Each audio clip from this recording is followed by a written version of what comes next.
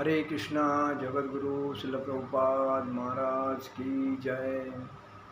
नमो विष्णुपादाय कृष्णप्रेष्ठाय भूतले श्रीमते भक्तिवेदांत स्वामिनिति नामिने।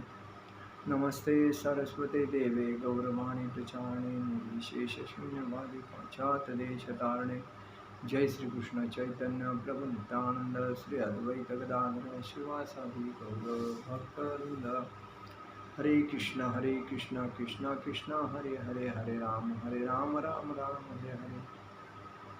जगत गुरु शिल प्रभुपाद महाराज की जय। परम पूज्य लोकनाथ स्वामी महाराज की जय। निताय गौर प्रेमानंदे हरि हरि बोल।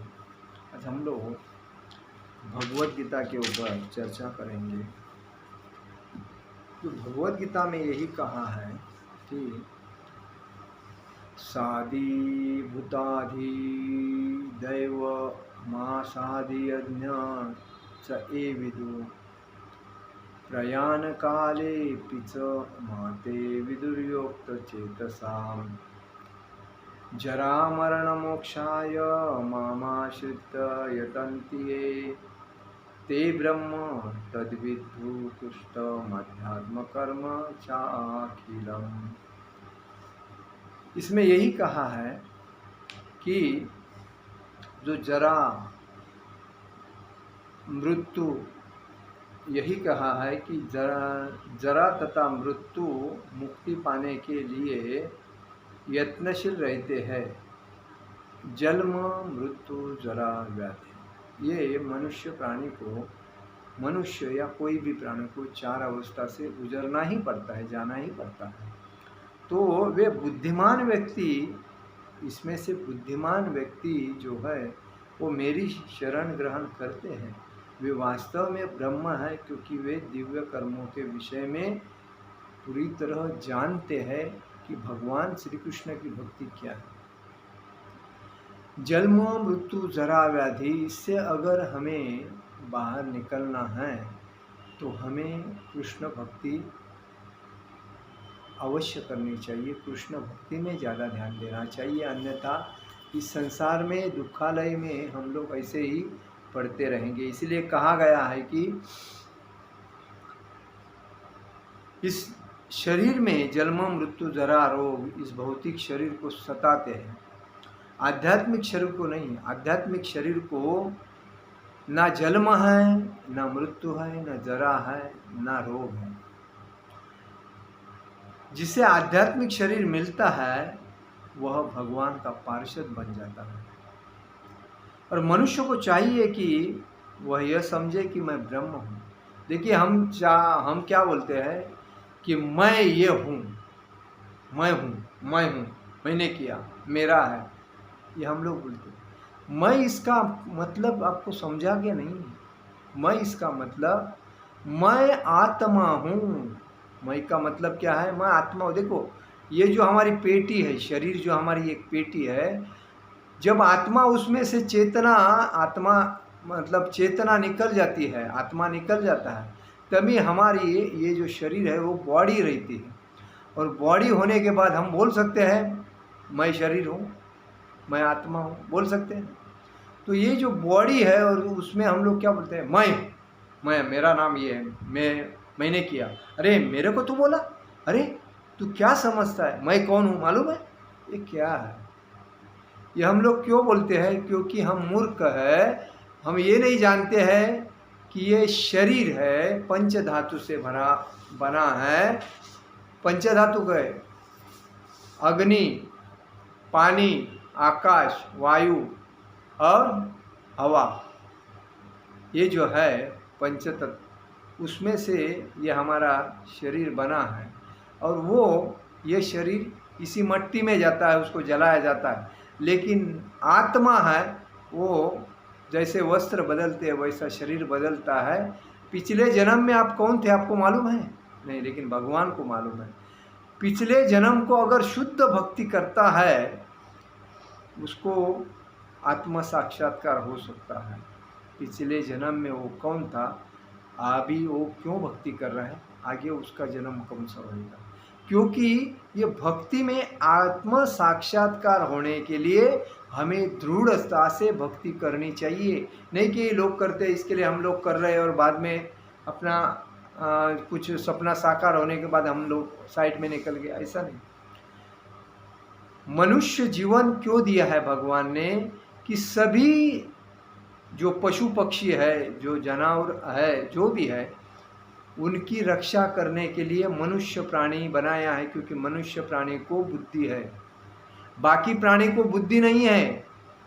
आहार, निद्रा, भय, मैथुन ये सब प्राणी में है, मनुष्य में भी है, लेकिन एक प्रकार मनुष्य को बुद्धि भी दिया। आहार, निद्रा, भय, मैथुन और बुद्धि, ये बुद्धि के वजह से मनुष्य समझ सकता है मुझे कल क्या करना चाहिए, मैं कौन हूँ। लेकिन प्राणी 84 लाख योनि में उनको ये नहीं समझता है कि हमने पिछले टाइम क्या किया, और उनका खाली जो प्राणी है उनका खाली खाने पे ध्यान रहता है।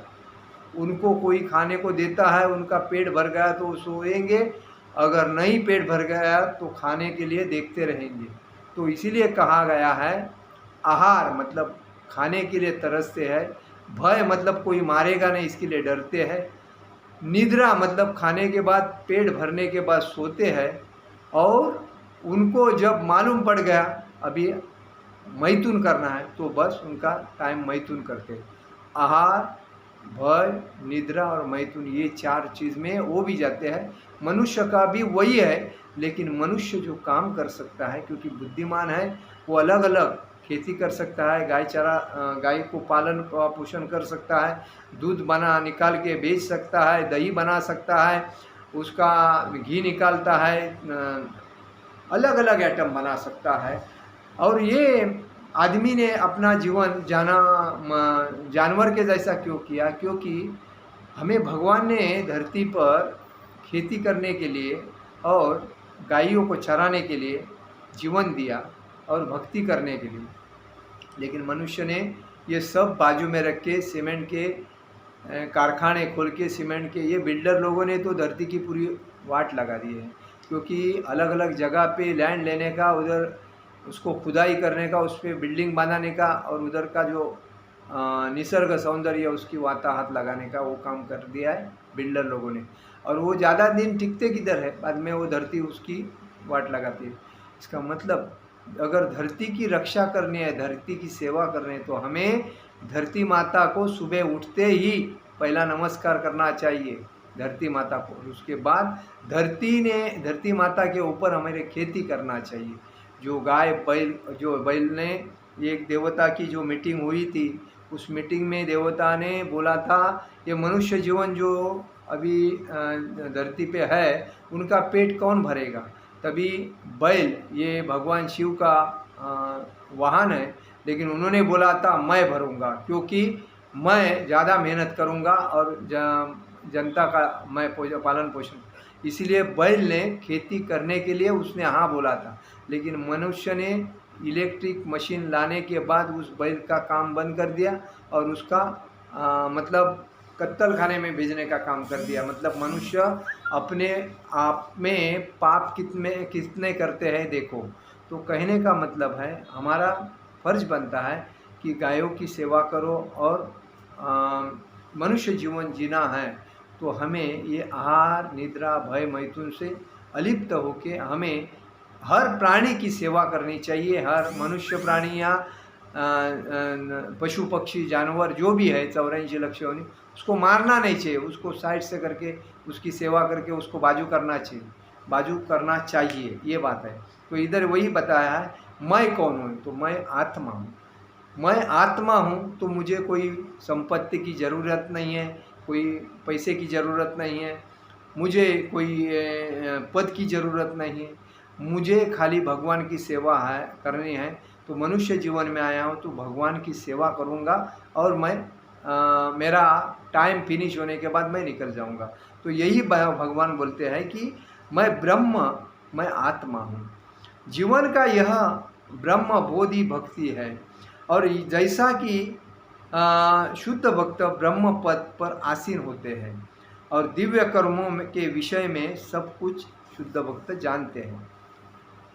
भगवान की दिव्य सेवा में रत रहने वाले 4 प्रकार के अशुद्ध भक्त होते हैं। जैसे रावण है, कंस है, हिरण्यकशु है, और एक है, ऐसे 4 है, एक मेरे ध्यान में नहीं आ रहा। ये जो ऐसे अशुद्ध भक्त होते हैं, तो ये लोग भगवान की मतलब अवहेलना करते रहते हैं। ते अपने अपने लक्ष्यों पे प्राप्त करते हैं। जो अपने अपने लक्ष्य पे प्राप्त करते हैं, जो शुद्ध हो भक्त होते हैं, वो अपने अपने भक्ति पे लक्ष्यों को प्राप्त करते हैं और भगवत कृपा से पुण्यतया कृष्ण भावना भावित हो जाते हैं। लेकिन जो कंस है, हिरण्यकशिपु है, रावण है और जरासंध है, ऐसे जो राक्षसी वृत्ति के जो है, वो हमेशा अपने मृत्यु के बारे में सोचते रहते हैं। तो वो असुर और राक्षसी लोग रहते हैं, ऐसी बात है। तो जो परमेश्वर की जिस संगति का जो लाभ उठाते हैं, वो देवताओं के उपासक कभी नहीं होते। वो भगवत धाम नहीं पहुँचते। जो देवता की उपासना करते हैं वो भगवत धाम कभी नहीं पहुँचते। वो देवता के उपासना करने वाले देवता धाम में जाते हैं।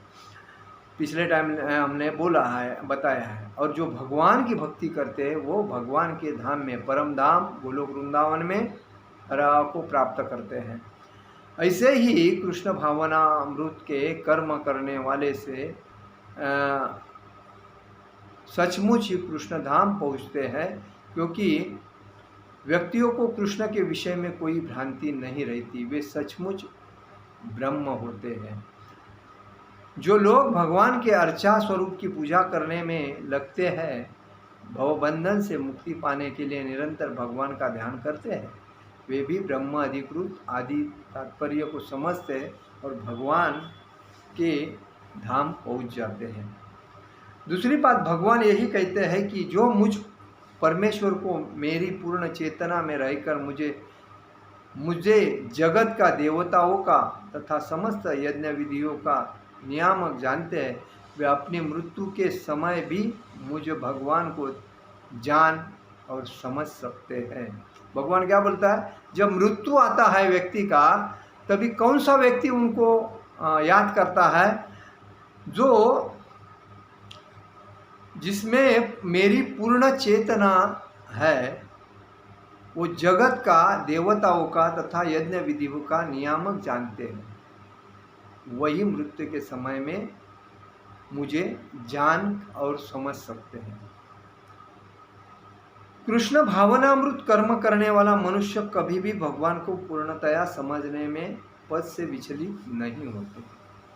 कृष्ण भावनामृत के दिव्य सानिध्य में मनुष्य यह समझ सकता है कि भगवान किस तरह भौतिक जगत तथा देवताओं तक के नियामक है, क्योंकि सभी देवता भगवान के नौकर है और उनको भगवान जो बोलेगा वही आदेश लेके, अभी ये पत्ता भी है वो भगवान के इशारे के बिना हिलता भी नहीं है।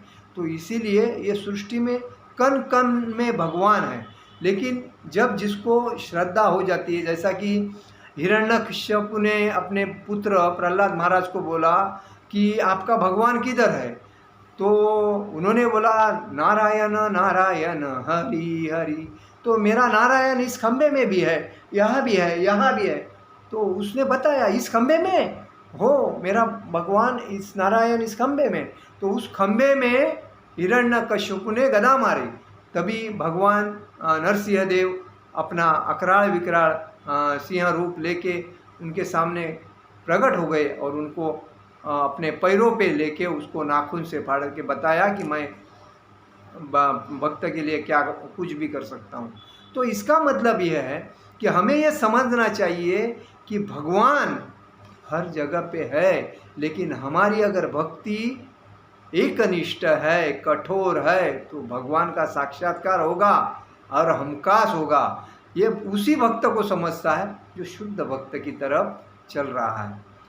जो नौखा भक्त है, जिसको मालूम ही नहीं भक्ति क्या है, वो नहीं। उसके लिए तपस्या करना जरूरी है, सुबह उठना जरूरी है, 3 बजे 4 बजे उठकर चैंटिंग करना जरूरी है, भक्तों के संगति में रहना जरूरी है, भगवान का प्रसाद ग्रहण करना जरूरी है, भगवान के मंदिर में आके जाना जरूरी है, अपने परिवार परिसर में आजू बाजू में परिवार कुटुंब में संकीर्तन करना जरूरी है, सुबह शाम भक्ति करना जरूरी है। ये सब भगवान के साक्षात्कार के लक्षण हैं। तो भगवान यही बोलते हैं कि भौतिक जगत तथा देवताओं तक के नियामक वे जानते हैं। धीरे धीरे दिव्य शक्ति से मनुष्य भगवान के विश्वास बढ़ता है, भगवान में उस मनुष्य का विश्वास बढ़ता है। मृत्यु के समय ऐसा कृष्ण भावना भावित व्यक्ति कृष्ण को कभी भूला नहीं जाता, वह भगवत धाम या गोलोक वृंदावन को प्राप्त होता है। कृष्ण भावना का शुभारंभ ऐसे व्यक्तियों के सानिध्य में होता है जो कृष्ण भावना भावित होते हैं। ऐसा सानिध्य आध्यात्मिक होता है। मनुष्य जीवन कृष्ण भावनामृत को पुनः प्राप्त करने के लिए मिला है, इसीलिए हमें इसका सदुपयोग परमेश्वर की अहेतु की कृपा प्राप्त करने के लिए करना चाहिए। ये 84 लक्ष योनि के बाद हमें अगर मनुष्य जीवन मिला है तो आपने पिछले जन्म में सही योग्य काम किया होगा, इसीलिए आपको मिला, नहीं तो आप कोई भी दूसरे योनि में जाते थे। इसलिए आपको समझना चाहिए कि हमें भक्ति के सिवा और कुछ नहीं करना चाहिए। जो मिला उसमें आनंद पाओ और जो नहीं मिलता उसको छोड़ दो, उसके पीछे टाइम वेस्टेज मत करो। लेकिन आज आपको भगवान ने जो टाइम दिया है, जन्म से लेके मृत्यु तक, मृत्यु होने के बाद इस शरीर से आत्मा निकलने के बाद आदमी उसको 1 घंटा भी नहीं रुकाते हैं, तुरंत रेडीमेड तैयारी करके उसको डाल के लेके जाते हैं, स्वाहा। ये बात है, तो समझना चाहिए कि दुख में पड़ा हुआ मनुष्य, जिज्ञासु मानव, अभावग्रस्त मानव, ब्रह्म ज्ञान, परमात्मा ज्ञान, जन्म मृत्यु तथा रोग से मुक्ति और परमेश्वर की पूजा, इसके पीछे पड़ा रहता देखता है। किंतु जो व्यक्ति वास्तव में कृष्ण भावना को प्राप्त है, वह विभिन्न विधियों की परवाह नहीं करता। जो कृष्ण भावना भावत भक्त है, वो किसी की परवाह नहीं करता, वह सीधे कृष्ण भावनामृत को कार्यों के प्रवृत्त होता है और उसी भगवान कृष्ण के नित्यदास के रूप में अपनी स्वाभाविक स्थिति को प्राप्त करता है। ऐसी अवस्था में वह शुद्ध भक्त में परमेश्वर के श्रवण तथा गुणगान में आनंद पाता है और उसे विश्वास रहता है कि ऐसा करने से उसके सारे उद्देश्यों की पूर्ति होगी। ऐसी दृढ़ श्रद्धा, दृढ़ व्रत कहलाती है। इसी भक्ति योग कहते हैं। वो दिव्य प्रेमा भक्ति की शुरुआत है और यही इसीलिए कहा गया है कि कृष्ण का दास बिंदास और माया का दास उदास।